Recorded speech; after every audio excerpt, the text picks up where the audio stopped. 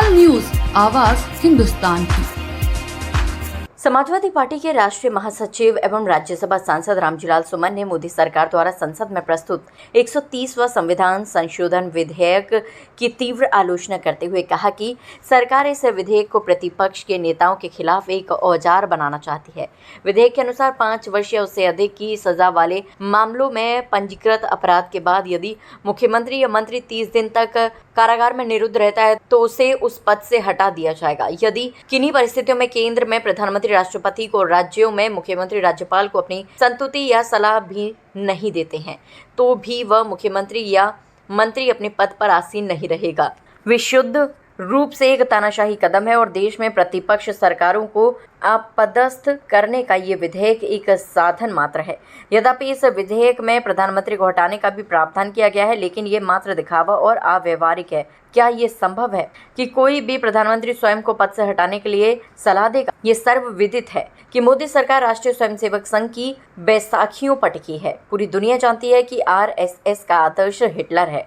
मोदी सरकार उसी तानाशाही विचार को क्रियान्वित करने में लगी है। ये विधेयक भारत के संघीय ढांचे पर भी हमला है। श्री सुमन ने कहा कि प्रवर्तन निदेशालय यानी ईडी और सीबीआई द्वारा जो अपराध पंजीकृत कराए गए हैं उनमें से 85% केस प्रतिपक्ष के नेताओं के खिलाफ पंजीकृत हुए हैं। 7 अगस्त को माननीय उच्चतम न्यायालय ने प्रवर्तन निदेशालय ईडी की कार्यप्रणाली पर टिप्पणी करते हुए कहा कि ईडी ठग जैसा व्यवहार नहीं कर सकती। आपकी ये बाध्यता है कि आपको कानून के दायरे में काम करना होगा। राज्यसभा में एक लिखित प्रश्न के उत्तर में सरकार जवाब दिया है कि पिछले 10 वर्षों में 193 प्रतिपक्ष के नेताओं पर प्रवर्तन निदेशालय ने मुकदमे पंजीकृत किए, जिसमें सिर्फ 2 लोगों पर ही दोष सिद्ध हुआ है। इसका सीधा मतलब यह है कि आर्थिक अपराधों में पंजीकृत मुकदमों में सजा का औसत सिर्फ प्रतिशत है और मोदी सरकार ईडी सीबीआई का इस्तेमाल अपने प्रतिद्वंदियों के खिलाफ करती है। इस विधेयक के मुताबिक अपराध पंजीकृत होते ही बगैर न्यायालय से सजा मिले ही उसे दोषी मान लिया जाएगा। केजरीवाल सरकार में लोक निर्माण मंत्री सत्येंद्र जैन के खिलाफ आर्थिक अपराध में मुकदमा पंजीकृत हुआ था। स्वास्थ्य खराब होने के बावजूद भी उनको 18 महीने तक जेल में रखा गया था। उनकी सामाजिक प्रतिष्ठा धूमिल हुई थी और 4 वर्ष बाद 4 अगस्त 2025 को दिल्ली के राउज एवेन्यू कोर्ट में सीबीआई ने क्लोजर रिपोर्ट दी और कहा कि श्री सत्येंद्र जैन के खिलाफ कोई अपराध नहीं बनता। आखिर सत्येंद्र जैन को हुए मानसिक और शारीरिक उत्पीड़न और उनकी सामाजिक प्रतिष्ठा को क्षति पहुंचाने की जिम्मेदारी किसकी है? बेहतर होता कि इस विधेयक में ये भी प्रावधान होता कि यदि पंजीकृत मुकदमे में अपराध सिद्ध नहीं होता है तो प्रताड़ना के लिए जिम्मेदार सरकार और आला अफसरान पर भी मुकदमा दर्ज कर उनके खिलाफ प्रभावी कार्रवाई की जाएगी। श्री सुमन ने कहा कि प्रतिपक्ष के 25 बड़े नेताओं के खिलाफ जिन पर आर्थिक अपराधों में मुकदमे चल रहे थे उन्हें भारतीय जनता पार्टी में शामिल कराया गया और 23 नेताओं को अपने दल के हित में उपयोगी मानकर उनके खिलाफ चल रहे मुकदमों को ठंडे बस्ते में डाल दिया गया।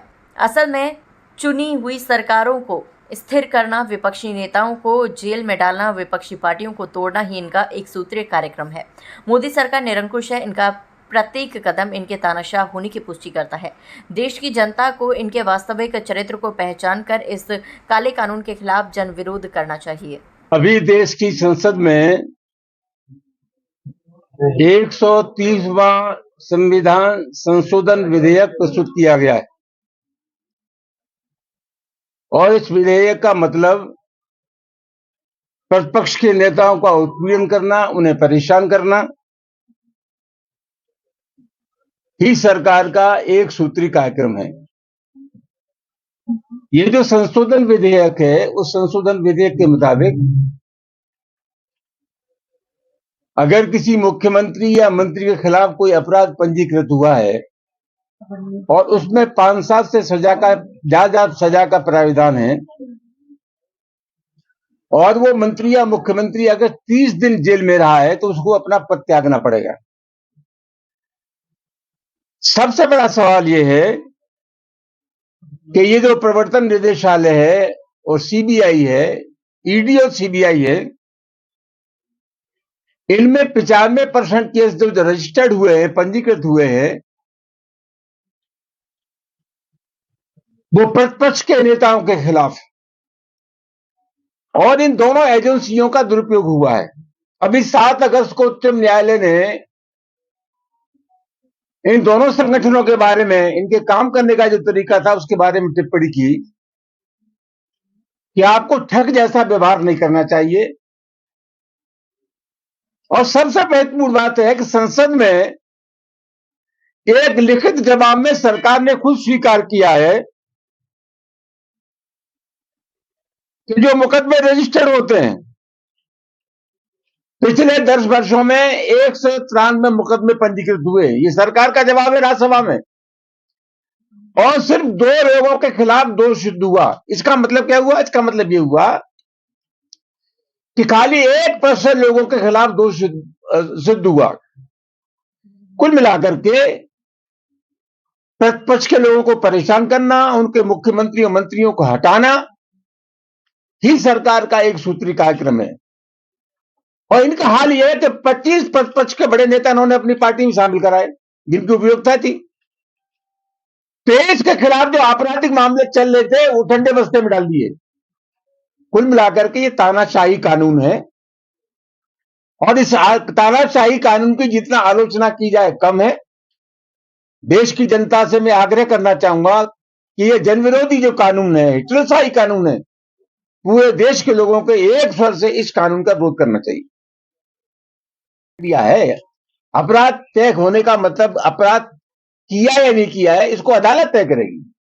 किसी के खिलाफ मुकदमा पंजीकृत हो जाए और आपने सजा दे दी और कोर्ट ने बहाल कर दिया। सत्येंद्र जैन 1.5 साल है जेल में और 4 साल बाद सीबीआई ने क्लोजर रिपोर्ट दे दी कि इनके खिलाफ कोई गुनाह बनता ही नहीं है। यही तो रोना है। किसी के खिलाफ आप जो चाहे मुकदमा लिखा देंगे। अरे कोई गुनहगार है कि नहीं, इसका फैसला आप करने वाले कौन होते हैं? ऐलान कर रहे हैं, कौन फैसला करेगा? वो ऐलान कर रहे हैं बिहार से कि अगर मैं भी हूँ, अगर दोष सिद्ध होता हूँ तो मैं भी जेल आने को तैयार हूँ। विपक्ष क्यों डरा हुआ? ऐसा है, ये जो बात कर रहे हैं, इन बातों का कोई अर्थ नहीं है। प्रधानमंत्री को यद्यप शामिल किया गया ये दिखाने के लिए कि इसमें प्रधानमंत्री भी शामिल है। प्रधानमंत्री के खिलाफ कौन कार्रवाई कर रहा है? ये तानाशाही कानून है, प्रतिपक्ष को परेशान करने वाला कानून है, प्रतिपक्ष की प्रताड़ना करने वाला कानून है। या किसी भी कीमत पर ये कानून बर्दाश्त के काबिल नहीं है और ये तानाशाह कानून है। ये अरविंद केजरीवाल जैसे पुनरावृत्ति नहीं हो, कहीं उसी को लेकर तो नहीं है? क्या है क्या नहीं, लेकिन मैं कहना चाहता हूं आप दंड देने वाले कौन है? मैंने आपके खिलाफ मुकदमा लिखा दिया तो मुझे दंड तो कोर्ट देगा ना। किसी के खिलाफ आपने मुकदमा पंजीकृत कर दिया, आपने उसका मुख्यमंत्री पद ले लिया, मंत्री पद ले लिया और कोर्ट ने कह दिया इनके खिलाफ कोई मामला बनता ही नहीं है। उसकी जो बेइज्जती हुई, उसकी जो इज्जत हुई, उसको शारीरिक और मानसिक जो प्रताड़ना हुई, उसका खामियाजा कौन देगा? सरकार दे। इस एक्ट में इनको यह प्रावधान करना चाहिए था कि अगर कोई झूठा मुकदमा बनाता है तो उसके खिलाफ भी कार्रवाई की जाएगी। क्यों नहीं कर रही है? आप इस बात को संसद में उठाएंगे? सभा उठाएगी इस बात? संसद तो अभी परसों तक चली है, आगे आने वाले टाइम पर जब फिर ले जाएंगे संसद में बहस के लिए तो जरूर उठाएंगे। इस बहस में हिस्सा जरूर लेंगे।